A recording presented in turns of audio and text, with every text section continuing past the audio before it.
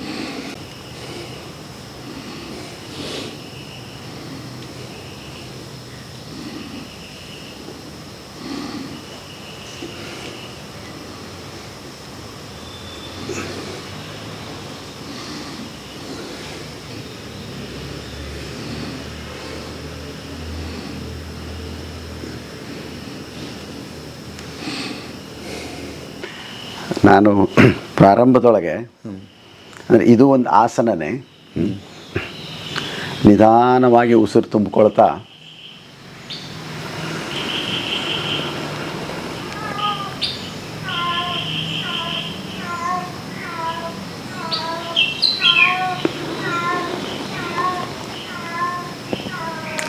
ಎಲ್ಲ ಹಿರಿಯರನ್ನು, ಗುರುಗಳನ್ನು ಅವ್ರಿಗೆ ನಮಸ್ಕಾರ ಮಾಡೋದು. ಒಂದು ನಮಸ್ಕಾರ ಮಾಡಿ ಇದನ್ನು ಶುರು ಮಾಡ್ಕೊಳ್ಳೋದು. ಮನಸ್ಸಿನೊಳಗೆ ಅವ್ರನ್ನ ನೆನೆಸ್ಕೊಳ್ತಾ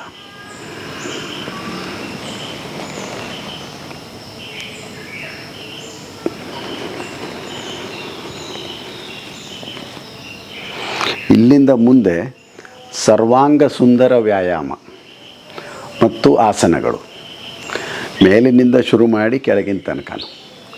ಪ್ರತಿ ದಿವಸ ಅದು ಅಷ್ಟು ವ್ಯವಸ್ಥಿತವಾಗಿ ಆಗ್ತದಂತಲ್ಲ, ಪ್ರತಿ ದಿವಸ ಎಲ್ಲದನ್ನೂ ಮಾಡ್ತೀನಿ ಅಂತನೂ ಅಲ್ಲ. ಸಮಯದ ಮಿತಿ ಇರ್ತದೆ, ರಾತ್ರಿಯ ನಿದ್ದೆ ಹೇಗಾಗಿರ್ತದೆ, ರಾತ್ರಿ ಎಷ್ಟು ತಡ ಆಗಿ ಮಲ್ಕೊಂಡಿರ್ತೀವಿ, ಸ್ವಲ್ಪ ಹೆಚ್ಚು ಕಡಿಮೆ ಆಗ್ತಾ ಇರ್ತದೆ. ಆದರೆ ಶುರು ಮಾಡೋದು ಮೇಲಿಂದ. ಸ್ವಲ್ಪ ಕಾಲಗಲ ಮಾಡಿಟ್ಟುಕೊಂಡ್ಬಿಟ್ಟು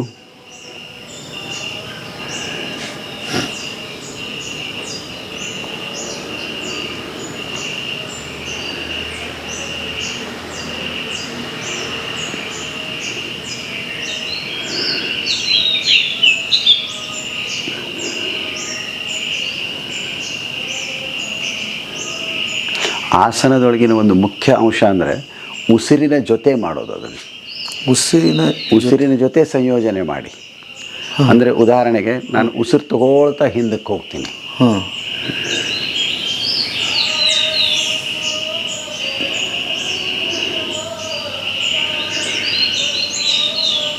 ಉಸಿರು ಬಿಡ್ತಾ ವಾಪಸ್ ಬರ್ತೀನಿ.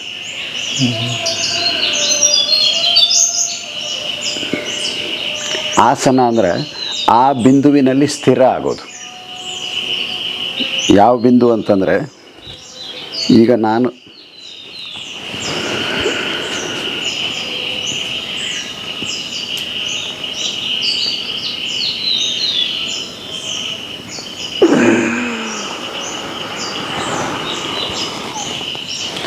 ಉಸಿರು ತುಂಬ್ಕೊಳ್ತಾ ಹೋಗಿರ್ತೀನಿ. ಅಲ್ಲಿ ಕೊನೆ ಒಂದು ಬಿಂದುವಿನಲ್ಲಿ ಒಂದು ಕ್ಷಣ ಸ್ಥಿರ ಆಗಿ ನಿಲ್ಲೋದು, ಅದು ಆಸನ. ಅಲ್ಲಿ ಆಸೀನನಾಗುವುದು, ಆ ಬಿಂದುವಿನಲ್ಲಿ ಆಸೀನನಾಗುವುದು. ಉಸಿರು ಬಿಡ್ತಾ ವಾಪಸ್ ಬರೋದು. ಈಗ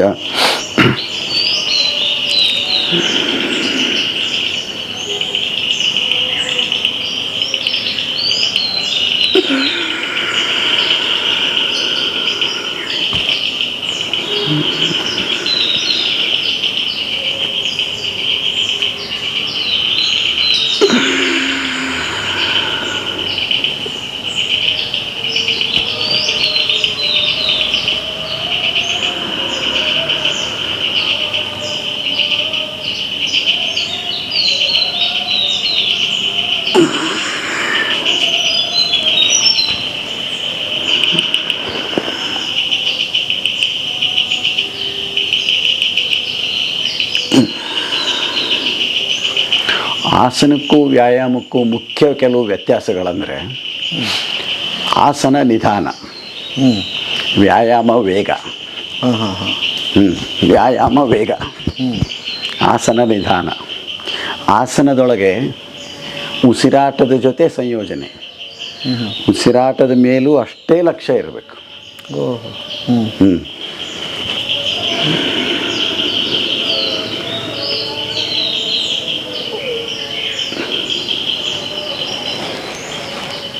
ಬಿಟ್ರಿ ಮತ್ತೆ ಕೂಡಿಸಿದ್ರಿ. ಹೀಗೆ ಈ ಕೊನೆಯ ಬಿಂದುವಿನಲ್ಲಿ ಉಸಿರು ಬಿಗಿ ಹಿಡಿಯೋದು, ಉಸಿರು ತುಂಬ್ಕೊಳ್ತಾ ಹೋಗೋದು.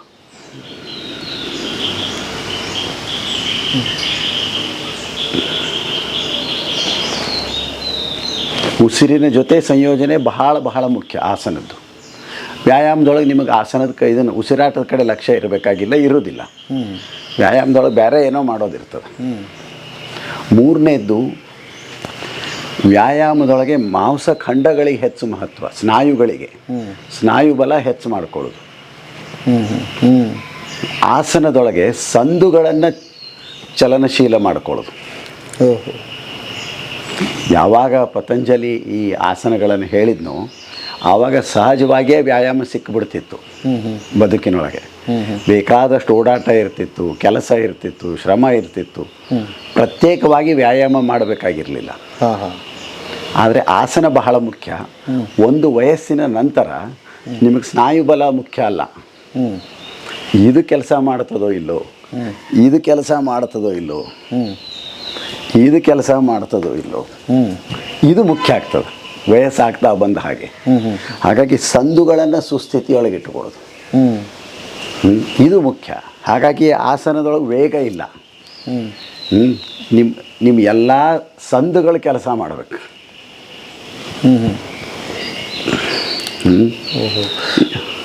ಇವು ಮೂರು ಮುಖ್ಯ ವ್ಯತ್ಯಾಸಗಳು. ಎಲ್ಲ ಅಂದರೆ ಮೇಲಿಂದ ಕೆಳಗಡೆ ಶುರು ಮಾಡಿಕೊಂಡು ನಾವು ಕೈಗಳಿಗೆ ಬರ್ತೀವಿ, ಸೊಂಟಕ್ಕೆ ಬರ್ತೀವಿ. ಇದ್ರ ಜೊತೆಗೆ ನಾನು ವ್ಯಾಯಾಮವನ್ನು ಸೇರಿಸ್ಕೊಳ್ತೀನಿ. ಉದಾಹರಣೆಗೆ ನನಗಿದು ಬೇಕು. ಬೆಳಿಗ್ಗೆ ಒಂದು ಸ್ವಲ್ಪ ಓಡಾಟ, ನಿಂತಲ್ಲಿಯೇ ಓಡಾಟ ಓಡಿ ಮಾಡಿ ಸ್ವಲ್ಪ ಬೆಚ್ಚಗಾಗಿಬಿಟ್ರೆ ಇಡೀ ದಿವಸ ಆರಾಮಿರ್ತದೆ. ಇಡೀ ದಿವಸ ಆರಾಮಾಗಿಬಿಡ್ತದೆ. ಮತ್ತು ಶೀಘ್ರ ಉಸಿರಾಟ, ಅದನ್ನು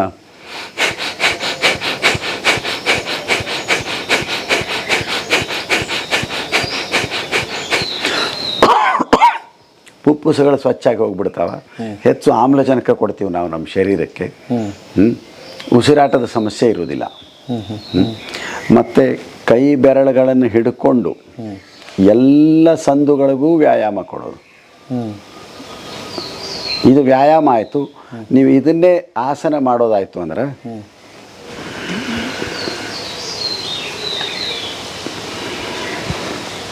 ನಿಧಾನ ಎಲ್ಲ ಸಂದುಗಳು ಕೆಲಸ ಮಾಡ್ತಾವೋ ಇಲ್ಲೋ ಅದನ್ನು ನೋಡ್ಕೊಳ್ಳೋದು. ಒಬ್ಬ ಸರ್ಜನ್ ಆಗಿ ನಾನು ಆಪರೇಷನ್ ಮಾಡೋದಾಯಿತು ಅಂದ್ರೆ ಇವು ಸುಸ್ಥಿತಿಯೊಳಗಿರಬೇಕು. ಅಥವಾ ನಾನು ಹೊಲಿಗೆ ಹೊಲಿತೀನಿ, ಬೇರೆ ಒಂದೇನೋ ಸಾಧನ ಉಪಕರಣ ಕೈಯೊಳಗೆ ಹಿಡಿತೀನಿ ಅಂದರೆ ಇವು ಸುಸ್ಥಿತಿಯೊಳಗಿರ್ಬೇಕು. ಒಂದು ರೀತಿಯ ನೃತ್ಯ ಇದು. ಹಾಗಾಗಿ ಯೋಗಾಸನ ಮತ್ತು ವ್ಯಾಯಾಮ ಎರಡರ ನಡುವಿನ ವ್ಯತ್ಯಾಸ ತಿಳ್ಕೊಂಡು ಎರಡನ್ನೂ ಮೇಳವಿಸ್ಕೊಂಡು ಬಿಡೋದು. ಮತ್ತು ಅದರೊಳಗೂ ಬೆಳಗ್ಗಿನ 5:00 ಇಷ್ಟು ಪ್ರಶಾಂತವಾಗಿರುವಾಗ ಮಾಡಿದ್ರಂತೂ ಶುದ್ಧ ಗಾಳಿ, ಎಲ್ಲ ಶಾಂತ ಆಗಿರ್ತದೆ. ಈಗ ಮಾಡಿಬಿಟ್ಟು ಅಂದ್ರಂತೂ ಇಡೀ ದಿವಸಕ್ಕೆ ಒಂದು ಬಹಳ ಒಳ್ಳೆಯ ಪ್ರಾರಂಭ ಸಿಕ್ಕಂಗೆ ಆಗ್ತದೆ. ಆಮೇಲೆ ಈಗ ಈಗ ತುಂಬ ಪ್ರಕಾರಗಳಿದೆ ಇದರಲ್ಲಿ. ಯಾವುದನ್ನು ಫಾಲೋ ಮಾಡೋದಂತ ಗೊತ್ತಾಗಲ್ಲ. ಒಬ್ಬೊಬ್ಬರೊಂದು ಹೇಳ್ಕೊಡ್ತಾರೆ, ಅದಕ್ಕೊಂದು ದೊಡ್ಡ ಕ್ಲಾಸಸ್ಸೇ ಇದೆ. ಹೇಗೆ ಅದನ್ನು ಯಾವುದನ್ನು ತಗೊಳ್ಳೋದು ಅಂತ ನನ್ನ ಅನಿಸಿಕೆ ಏನು ಅಂದರೆ, ನನ್ನ ಶರೀರ ಏನು ಹೇಳ್ತದೆ ಅದನ್ನು ನಾವು ಕೇಳಬೇಕು. ನಿಮ್ಮ ಶರೀರ ಬೇರೆ, ನನ್ನ ಶರೀರ ಬೇರೆ. ನಿಮ್ಮ ವಯಸ್ಸು ಬೇರೆ, ನನ್ನ ವಯಸ್ಸು ಬೇರೆ. ನಿಮ್ಮ ತೂಕ ಬೇರೆ, ನನ್ನ ತೂಕ ಬೇರೆ. ನಿನ್ನೆ ರಾತ್ರಿಯ ಊಟ ಬೇರೆ, ನನ್ನ ರಾತ್ರಿಯ ಊಟ ಬೇರೆ. ನಿದ್ದೆಗಳು ಬೇರೆ, ಇಡೀ ದಿವಸದ ಶ್ರಮಗಳು ಬೇರೆ. ಹಾಗಾಗಿ ನನ್ನ ಶರೀರ ಏನನ್ನೋ ಬೇಡ್ತಿರ್ತದೆ, ಅದರ ಕಡೆ ಗಮನ ಕೊಡಬೇಕು ನಾವು. ಎಲ್ಲೋ ಒಂದು ಕಡೆ ಸ್ವಲ್ಪ ನೋವು ಅನ್ನಿಸ್ತಿರ್ತದೆ, ಎಲ್ಲೋ ಒಂದು ಕಡೆ ಬಿಗಿಯಾಗಿರ್ತದೆ. ನನ್ನ ಶರೀರ ಹೇಳುವ ಮಾತುಗಳನ್ನು ಕೇಳಿಸಿಕೊಂಡು ಆ ರೀತಿಯ ಯೋಗಾಸನ ಮತ್ತು ವ್ಯಾಯಾಮಗಳನ್ನು ನಾನು ರೂಢಿಸ್ಕೊಳ್ಬೇಕು. ನನ್ನದೇ ಪರಿಪೂರ್ಣ ಅಂತ ಇಲ್ಲ, ಅದನ್ನು ನಾನೇ ಕಂಡುಕೊಳ್ಬೇಕಾ? ನಾನೇ ಕಂಡುಕೊಳ್ಳೋದು. ಗುರುಗಳ ಕಡೆ ಕಲಿಯೋದಂತೂ ಬಹಳ ಬಹಳ ಮಹತ್ವದ್ದು, ಅದು ಆಗಲೇಬೇಕು. ಆದರೆ ಆ ಬಳಿಕ ಒಂದು ಹಂತದ ನಂತರ, ಗುರುಗಳಿಂದ ಸಾಕಷ್ಟು ಕಲಿತ ನಂತರ, ನನ್ನ ಶರೀರಕ್ಕೆ ನನಗೆ ಬೇಕಾದಂತಹ ಒಂದು ಚೌಕಟ್ಟನ್ನು, ವ್ಯಾಯಾಮ ಮತ್ತು ಆಸನಗಳ ಒಂದು ವ್ಯವಸ್ಥೆಯನ್ನು ನಾನು ರೂಪಿಸ್ಕೊಳ್ಬೇಕು. ಮತ್ತು ಅದು ಒಂದು ಸಲ ರೂಪಿಸ್ಕೊಂಡ್ರೆ ಅದೇ ಅಂತಿಮ ಅಂತಲ್ಲ. ಮತ್ತಾರೋ ಸಿಗ್ತಾರೆ, ಮತ್ತಾವುದೋ ಗೊತ್ತಾಗ್ತದೆ, ಅದು ನನಗೆ ಒಳ್ಳೆಯದಾಗ್ಬೋದಾ, ನಾನು ಪ್ರಯತ್ನ ಮಾಡ್ತೀನಿ. ಬೇರೆ ಯಾವುದೋ ಒಂದು ಆಸನ, ಒಂದು ವ್ಯಾಯಾಮ, ನನ್ನ ಇಡೀ 24 ದಿನಗಳ ಚೌಕಟ್ಟಿನೊಳಗೆ ಅದಕ್ಕೆ ಸಮಯ ಸಿಗ್ತದ, ಅದನ್ನು ಬೇಕಾ ನನಗದು, ನಾನು ನೋಡ್ಕೊಳ್ತೀನಿ. ಬೇಕಿದ್ರೆ ಅದನ್ನು ಸುಧಾರಣೆ ಮಾಡ್ಕೊಳ್ತೀನಿ, ನನ್ನದ್ರೊಳಗೆ ನಾನು ಸೇರಿಸ್ಕೊಳ್ತೀನಿ. ಹಾಗಾಗಿ ಇವತ್ತು ಮಾಡಿದ್ದೇ ಪರಿಪೂರ್ಣ ಅಂತಿಮ ಅಂತಿಲ್ಲ. ನಿಧಾನಕ್ಕೆ ನಾನು ಸ್ವಲ್ಪ ಏನೇನೋ ಬದಲು ಮಾಡ್ಕೊಳ್ತಾ ಹೋಗ್ತೀನಿ. ಯಾವುದೋ ಒಂದು ವಿಡಿಯೋ ನೋಡ್ತೀವಿ, ಇದು ಬೇಕಲ್ಲಪ್ಪ ನನಗೆ, ಇದು ಖುಷಿ ಕೊಡ್ತದೆ. ಮುಖ್ಯ ಅಂದರೆ ಪ್ರತಿ ಕ್ಷಣವೂ ಅದನ್ನು ಆನಂದಿಸೋದು. ಇದು ಏನಪ್ಪ ದಿನಾಲು ನಿದ್ದೆಗೆಟ್ಟು 5:00 ಎದ್ದು ಇದು ಯಾಕೆ ನಾನು ಮಾಡಬೇಕು ಅಂತ ಒಳಗೊಳಗೆ ಕೊರಗೋದಲ್ಲ. ಮತ್ತೊಂದು ಹೊಸ ದಿವಸ ಸಿಕ್ತಲ್ಲಪ್ಪ ನನಗೆ. ನಿನ್ನೆ ರಾತ್ರಿ ಮಲಗಿ ಇವತ್ತು ಬೆಳಿಗ್ಗೆ ಏಳೋದ್ರೊಳಗೆ ನಮ್ಮ ಪರಿಚಯ ಇಲ್ಲದವರು ಎಷ್ಟೋ ಜನ ತಮ್ಮ ಇಹಲೋಕದ ಯಾತ್ರೆಯನ್ನು ಮುಗಿಸಿ ಹೋಗಿರ್ಲಿಕ್ಕೆ ಸಾಕು. ನನ್ನ ಪಾಲಿಗೆ ಇವತ್ತೊಂದು ದಿನ ಸಿಕ್ಕಿದ್ದದು. ಬಹಳ ಸಂತೋಷದಿಂದ ಇದು ಸಿಕ್ಕಿದ್ದದ ನನಗೆ, ನಾನು ಒಳ್ಳೆಯ ಪ್ರಾರಂಭ ಮಾಡಿಬಿಡ್ತೀನಿ. 5 ನಿಮಿಷ ಆಗಲಿ 10 ನಿಮಿಷ, ಎಷ್ಟೋ. ಹಾಗಾದರೆ ಹಿಂದಿನ ದಿವಸ ಆಹಾರ ಕ್ರಮ ಏನಿರಬೇಕು, ಹೇಗಿರಬೇಕು ಅಂತೀರಿ? ರಾತ್ರಿಯ ಆಹಾರ ಕಡಿಮೆ ಇದ್ದಷ್ಟು ಒಳ್ಳೆಯದು. ರಾತ್ರಿಯ ಆಹಾರ ಕಡಿಮೆ ಇದ್ದಷ್ಟು ಒಳ್ಳೆಯದು. ಅದರ ಅರ್ಥ ಅರ್ಧ ಹೊಟ್ಟೆಯಲ್ಲಿ ಮಲ್ಕೋಬೇಕಂತಲ್ಲ. ನಿಮ್ಮ ಹಸಿವು ಎಷ್ಟಿರ್ತದೋ, ನಿಮ್ಮ ಶರೀರ ಏನನ್ನು ಬೇಡ್ತಿರ್ತದೋ ಆ ಪ್ರಕಾರ ಊಟ ಮಾಡಬೇಕು. ಆದರೆ ಆದಷ್ಟು ಎಣ್ಣೆ ಪದಾರ್ಥ ಕಡಿಮೆ ಇರಬೇಕು. ಸಿಹಿಯ ಬಗ್ಗೆ ಅಂತೂ ನಾವು ಮಾತಾಡೋದೇ ಬೇಡ, ತಿನ್ನೋದಿರಲಿ. ಸಕ್ಕರೆ ಬೆಲ್ಲ ಇವತ್ತಿನ ದಿನಮಾನದೊಳಗೆ ಎಷ್ಟು ಕಡಿಮೆ ಇರ್ತದೋ ಅಷ್ಟು ಒಳ್ಳೆಯದು. ಮತ್ತು ಒಟ್ಟಾರೆ ಆಹಾರ ರಾತ್ರಿ ಕಡಿಮೆ ಇದ್ದಷ್ಟು ಒಳ್ಳೆಯದು. ಸಾಕಷ್ಟು ಸರಿಯಾಗಿ ನಿದ್ದೆ ಮಾಡಿ ಬೆಳಿಗ್ಗೆ ಎದ್ದಾಗ ಹೊಸ ಉತ್ಸಾಹ ತುಂಬಿಕೊಂಡಿರ್ಬೇಕು ನನ್ನೊಳಗೆ. ಹಾಂ, ತೀರಾ ಇನ್ನೂ ಹೊಟ್ಟೆ ಭಾರ, ಇನ್ನೂ ಜಡತ್ವ ಹಾಗಿದ್ದುಕೊಂಡು ಅಲಾರ್ಮ್ ಹಚ್ಚಿ ಹೇಳೋದಲ್ಲ. ಅಲಾರ್ಮ್ ಹಚ್ಚಿ ಹೇಳ್ತೀವಿ ಅಂತಂದರೆ ನಮ್ಮ ಶರೀರಕ್ಕೆ ನಾವು ಇನ್ನೂ ನಿದ್ದೆ ಪೂರ್ತಿಯಾಗಿ ಕೊಟ್ಟಿಲ್ಲ ಅಂತ. ತಾನಾಗಿಯೇ ಎಚ್ಚರ ಆಗಬೇಕದು. ಮತ್ತು ಶರೀರ ಎಷ್ಟು ವಿಸ್ಮಯದ ಸಂಗತಿ ಅಂದರೆ, ನೀವು ಅದನ್ನು ಹೇಗೆ ರೂಢಿ ಮಾಡಿಸ್ತೀರೋ, ಅದನ್ನು ಹೇಗೆ ಪಳಗಿಸ್ತೀರೋ ಹಾಗೆ ಪಳಗುತ್ತದೆ. ಹೌದು, ಯಾವುದೋ ಕಾರಣಕ್ಕಾಗಿ ನೀವು ರಾತ್ರಿ 12 ಗಂಟೆಗೆ ಮಲಗಿ ಬೆಳಿಗ್ಗೆ 8 ಗಂಟೆಗೆ ಏಳುವಂಥ ವ್ಯಕ್ತಿ ಆಗಿರಬಹುದು, ಯಾವ್ದು ನಿಮ್ಮ ಉದ್ಯೋಗನೋ ಮತ್ತೊಂದೋ ಕಾರಣಕ್ಕೆ. ಆದರೆ ಅದನ್ನು ಬದಲು ಮಾಡ್ಕೋಬೇಕು ಅಂತ ನೀವು ಒಂದು ಸಲ ಸಂಕಲ್ಪ ಮಾಡಿದರೆ, ಆಮೇಲೆ ನಾನು ರಾತ್ರಿ 10:30 ಮಲಗ್ತೀನಿ, ಮುಂಜಾನೆ 5:30 ಏಳಬೇಕು ಅಂತ ಪ್ರಯತ್ನ ಶುರು ಮಾಡಿದರೆ, ಕೆಲವೇ ದಿನಗಳಲ್ಲಿ ಶರೀರ ಆ ಹೊಸ ಇದಕ್ಕೆ ಹೊಂದ್ಕೊಂಡು ಬಿಡ್ತದೆ. ಸರಿಯಾಗಿ 5:30 ತಾನಾಗಿಯೇ ಎಚ್ಚರ ಆಗ್ತದೆ. ಪೂರ್ತಿ ನಿದ್ದೆಯಾಗಿ ಹೊಸ ಹುರುಪಿನಿಂದ ಎಚ್ಚರ ಆಗ್ತದೆ.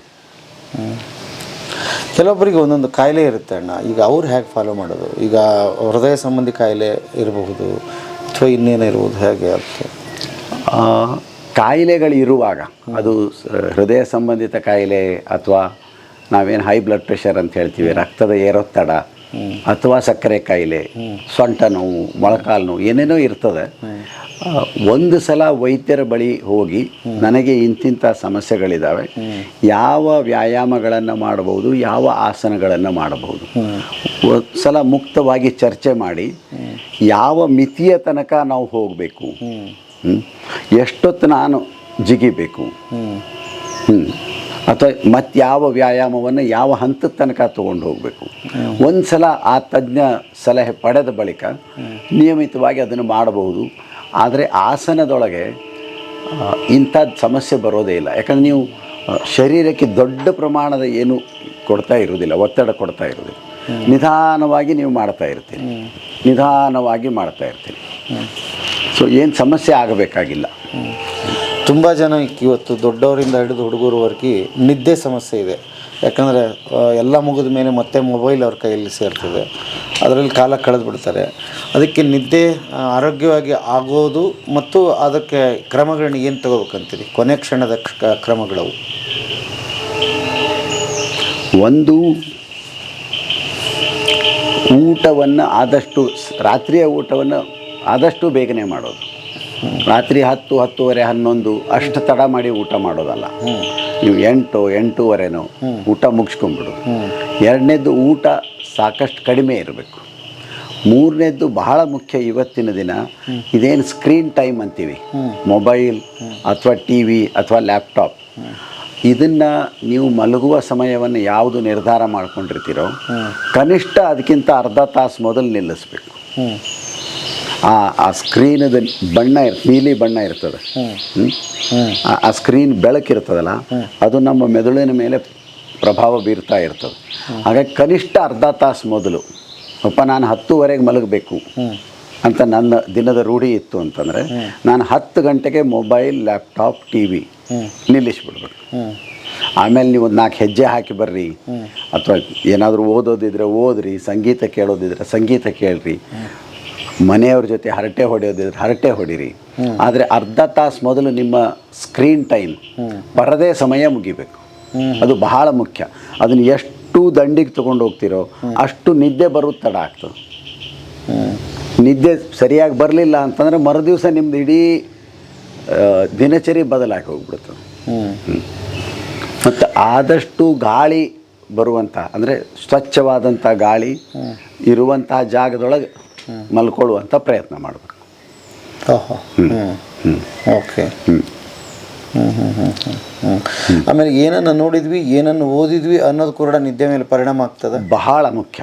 ಅತ್ಯಂತ ಭಾವೋದ್ರೇಕ ಉಂಟು ಮಾಡುವಂತಹ, ರೋಚಕವಾದಂಥ ಸಂಗತಿಗಳಿರುವಂತಹ ದೃಶ್ಯಗಳನ್ನು ನೋಡೋದು, ಸನ್ನಿವೇಶಗಳನ್ನು ನೋಡೋದು, ಅದು ನಮ್ಮ ಭಾವನೆಗಳನ್ನು ಪ್ರಚೋದಿಸ್ತಾವೆ. ಹಾಗಾಗಿ ಮತ್ತೆ ಒಂದು ಸಮಸ್ಥಿತಿಗೆ ಬರಲಿಕ್ಕೆ ಸಮಯ ಹಿಡಿತದೆ. ಹಾಗಾಗಿ ಕನಿಷ್ಠ ಅರ್ಧ ತಾಸು ಮೊದಲು ಅದನ್ನು ನಿಲ್ಲಿಸಿಬಿಟ್ರೆ ನಾವು ಮತ್ತೆ ಒಂದು ಆರಾಮ ಸ್ಥಿತಿಗೆ ಬರ್ತೀವಿ.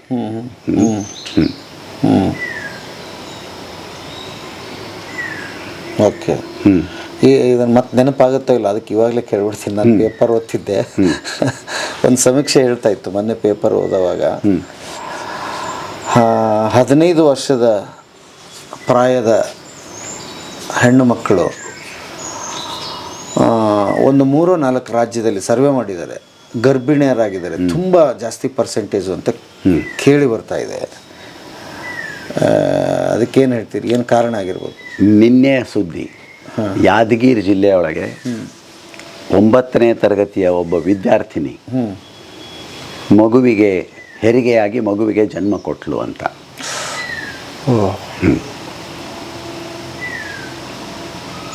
ನಾವು ಕೆಲವು ಸಂಗತಿಗಳನ್ನು ಸ್ವಲ್ಪ ಸರಿಯಾಗಿ ಅವಲೋಕಿಸಬೇಕು. ಒಂದು, ಪ್ರಕೃತಿಯೇ ನಮಗೇನು ಮಾಡಿದ್ದದೆ ಅಂದರೆ, ಮಹಿಳೆಗೆ 13-14 ವರ್ಷ ವಯಸ್ಸಿಗೆ ಮುಟ್ಟನ್ನು ಕೊಟ್ಟು ಸಂತಾನೋತ್ಪತ್ತಿಯ ಶಕ್ತಿಯನ್ನು ಅವಳಿಗೆ ಕೊಟ್ಟು ಬಿಡ್ತದೆ 13-14 ವರ್ಷ ವಯಸ್ಸಿಗೆ. ಅದು ಪ್ರಾಕೃತಿಕವಾಗಿ ಇರೋದೇ ಅದು, ಅದನ್ನು ನಾವು ಬದಲು ಮಾಡಲಿಕ್ಕೆ ಬರೋದಿಲ್ಲ. ಈಗ ನಾ 18 ವರ್ಷಕ್ಕೆ ಋತುಮತಿ ಆಗ್ತೀನಿ, ಆಮೇಲೆ ಸಂತಾನೋತ್ಪತ್ತಿ, ಅದು ನಮ್ಮ ಕೈಯೊಳಗಿಲ್ಲ. ಎರಡನೇದು, ಇವತ್ತಿನ ಸಮಾಜದೊಳಗಿರುವಂತಹ ಬೇರೆ ಬೇರೆ ಪ್ರಭಾವಗಳು, ಪ್ರಲೋಭನೆಗಳು, ಆಕರ್ಷಣೆಗಳು. ಒಂದು ಕಡೆಯಿಂದ ನಾವು ಶಿಕ್ಷಣ ಎಲ್ರಿಗೂ ಸಿಗಬೇಕು, ಮಹಿಳೆಯರಿಗೂ ಶಿಕ್ಷಣ ಸಿಗಬೇಕು ಅನ್ನೋ ಒಂದು ಮೌಲ್ಯವನ್ನು ನಾವು ಒಪ್ಪಿಕೊಳ್ತಾ ಇದ್ದೀವಿ. ಒಂದು ಸಿದ್ಧಾಂತವನ್ನು ನಾವು ಒಂದು ಸಮಾಜವಾಗಿ ಇವತ್ತು ಒಪ್ಪಿಕೊಂಡಿದ್ದೀವಿ. ಮಕ್ಕಳಿಗೂ, ಹೆಣ್ಣು ಮಕ್ಕಳಿಗೂ ಸರ್ವ ಸಮಾನ ಹಕ್ಕುಗಳು ಅಂತ, ಅವರಿಗೂ ಓಡಾಟ, ಮುಕ್ತವಾದಂಥ ಓಡಾಟ, ಅವ್ರಿಗೂ ಶಿಕ್ಷಣ, ಅವ್ರಿಗೂ ಉದ್ಯೋಗಾವಕಾಶ, ಇದೆಲ್ಲವೂ ಇರಬೇಕು ಅನ್ನೋದನ್ನು ನಾವು ಒಪ್ಕೊಳ್ತೇವೆ. ಮತ್ತು ಇದು ಸರಿಯಾದದ್ದೇ. ಹಾಗಾಗಿ ಇವೆರಡೂ ಆದಾಗ, ಒಂದು ಮನೆಯ ಒಳಗಿನ ಚೌಕಟ್ಟು ಅನ್ನೋದು ಇಲ್ಲದೆ ಹೋದಾಗ ಸಹಜವಾಗಿಯೇ ಹದಿಹರೆಯದ ಹುಡುಗಿಯರು ಲೈಂಗಿಕ ಆಕರ್ಷಣೆಗಳಿಗೆ, ಆಮಿಷಗಳಿಗೆ ಒಳಗಾಗಿ ಗರ್ಭಿಣಿಯಾಗುವಂಥ ಸಾಧ್ಯತೆಗಳು ಹೆಚ್ಚಾಗಿಬಿಡ್ತಾವೆ. ಹಾಗಿರುವಾಗ ನಮ್ಮ ಜವಾಬ್ದಾರಿ, ಒಂದು ಸಮಾಜದ ಜವಾಬ್ದಾರಿ ಏನು ಅಂತಂದರೆ, ಹದಿಹರೆಯದ ಯುವಕ ಯುವತಿಯರಿಗೆ ಈ ಲೈಂಗಿಕ ಜ್ಞಾನವನ್ನು ಸರಿಯಾಗಿ ತಿಳಿ ಹೇಳೋದು. ಇದು ಸಹಜ, ಲೈಂಗಿಕ ಆಕರ್ಷಣೆ ಸಹಜ, ಕಾಮ, ಲೈಂಗಿಕತೆ, ಸಂಭೋಗ ಅಂತ ಅನ್ನೋದು ನಮ್ಮ ಪ್ರತಿಯೊಬ್ಬರ ಬದುಕಿನ ಅವಿಭಾಜ್ಯ ಅಂಗ. ಆದರೆ ಅದರೊಳಗೊಂದು ದೊಡ್ಡ ಜವಾಬ್ದಾರಿ ಇದೆ. ಅದಕ್ಕೆ ಒಂದು ಮಿತಿ ಇದೆ, ಒಂದು ಕಾಲ ಇದೆ. ಅದನ್ನು ಸರಿಯಾಗಿ ಅರ್ಥ ಮಾಡ್ಕೊಂಡು ಬಿಟ್ಟು ನೀವು ನಿಮ್ಮ ಹೆಜ್ಜೆಗಳನ್ನು ಇಡ್ತಾ ಇರ್ರಿ. ಯಾರ್ದೋ ಆಕರ್ಷಣೆಗೊಳಗಾಗಿ, ಯಾರ್ದೋ ಆಮಿಷಗಳಿಗೊಳಗಾಗಿ, ಒತ್ತಡಗಳಿಗೆ ಒಳಗಾಗಿ ನಿಮ್ಮ ಬದುಕಿಗೆ ಕುತ್ತು ತಂದ್ಕೊಳ್ಬೇಡ್ರಿ. ಅದನ್ನು ನಾನು ಯಾಕೆ ಕೇಳ್ತಾ ಇದ್ರೆ, ಮತ್ತೆ ಅದನ್ನು ಯೋಗಕ್ಕೆ ಜೋಡಿಸ್ಬಿಡೋಣಂತೆ. ಹೀಗೆ ಮನೆಯವರಿಗೆಲ್ಲ ರಾತ್ರಿ ಕೂತ್ಕೊಂಡು ಚೆಂದಾಗೆ ಒಂದು ಕಡೆ ಊಟ ಮಾಡೋ ಪದ್ಧತಿ ಹೋಗಿದೆ ನಮ್ಮದು. ಅಟ್ಲೀಸ್ಟ್ ದಿನಚರಿ ಎಲ್ರದ್ದು ಬೆಳಿಗ್ಗೆ ಸಾಯಂಕಾಲ ದುಡಿದು ಬರಲಿ ಅಥವಾ ಮಕ್ಕಳು ಶಾಲೆಗೆ ಹೋಗಿ ಬರಲಿ, ಆ ಊಟದ ನೆಪದಲ್ಲಿ ಆದರೂ ಕೂತ್ಕೊಂಡಿದ್ರೆ ಚರ್ಚೆಗಳು ಮಾಡ್ಬೋದು. ಹೀಗೆ ಬೆಳಿಗ್ಗೆದ್ದು ಹುಡುಗರನ್ನೂ ಸೇರಿಸ್ಕೊಂಡು ಯೋಗ ವ್ಯಾಯಾಮ ಮಾಡೋ ಸಾಧ್ಯತೆಗಳಾದರೆ ಮೋಸ್ಟ್ಲಿ ಇಂಥ ಒಂದಿಷ್ಟು ಕಲ್ಮಶಗಳು ನಮ್ಮ ಒಳಗಡೆ ಹೋಗದೆ ಇರೋ ಸಾಧ್ಯತೆಗಳು ಇದೆಯಾ ಯೋಗಕ್ಕೆ ಅಂಥದ್ದೊಂದು ಶಕ್ತಿ ಅಂತ ಯೋಚನೆ ಮಾಡ್ತೀನಿ. ಒಟ್ಟಾರೆ ನಮ್ಮ ಬದುಕಿನದೊಂದು ದೃಷ್ಟಿಕೋನವನ್ನು ನಾವು ರೂಪಿಸಿಕೊಂಡಿದ್ದಾದರೆ, ಇಂಗ್ಲೀಷ್ನೊಳಗೊಂದು ಮಾತು ಹೇಳ್ತಾರೆ, the family that eats together stays together ಅಂತ. ಅಂದರೆ ಯಾವ ಕುಟುಂಬ ಕೂಡಿ ಊಟ ಮಾಡ್ತದೋ ಅದು ಕೂಡಿಯೇ ಉಳಿತದೆ ಅಂತ. ನಮ್ಮ ಇವತ್ತಿನ ದಿನಮಾನದೊಳಗೆ ಒಬ್ಬರು ಮೊಬೈಲ್ ನೋಡ್ಕೊಂಡು ಊಟ ಮಾಡಿದರು, ಮತ್ತೊಬ್ಬರು ಟಿ ವಿ ನೋಡ್ಕೊಂಡು ಊಟ ಮಾಡಿದರು, ಯಾರೋ ಮೊದಲು ಯಾರೋ ಆಮೇಲೆ. ಇದು ಸರಿಯಲ್ಲ ಅಂತ. ನಾವು ಒಂದು ಕುಟುಂಬವಾಗಿ ಒಂದು ಮನೆಯೊಳಗೆ ಇದ್ದೀವಂದರೆ, ನಾವು 4 ಜನ ಇದ್ದೀವೋ 6 ಜನ ಇದ್ದೀವಿ, ಕೂಡಿಯೇ ಊಟ ಮಾಡಬೇಕು, ನಗನಗ್ತಾ ಊಟ ಮಾಡಬೇಕು, ಹರಟೆ ಹೊಡಿತಾ ಊಟ ಮಾಡಬೇಕು. ಹಾಗಾದಾಗ ನಾವು ಬಹಳಷ್ಟು ಸಂಗತಿಗಳನ್ನು ಹಂಚ್ಕೊಳ್ತೀವಿ. ನಮ್ಮ ಸರಿ ತಪ್ಪುಗಳ ಕಡೆ ಲಕ್ಷ್ಯ ಕೊಡ್ಲಿಕ್ಕೆ ನಮಗೆ ಅವಕಾಶ ಆಗ್ತದೆ. ಇಲ್ಲದೆ ಹೋದರೆ ನಮ್ಮಷ್ಟಕ್ಕೆ ನಾವು ದ್ವೀಪಗಳಾಗಿ ಉಳಿದು ಬಿಡ್ತೀವಿ. ಒಂದು ಕುಟುಂಬದೊಳಗೆ ಇರ್ತೀವಿ, ಆದರೆ ನಮಗೆ ಇನ್ನೊಬ್ಬರ ಜೊತೆ ದಿನನಿತ್ಯದ ಸಂಬಂಧ ಏರ್ಪಾಡಾಗೋದಿಲ್ಲ. ಹಾಗಾಗಿ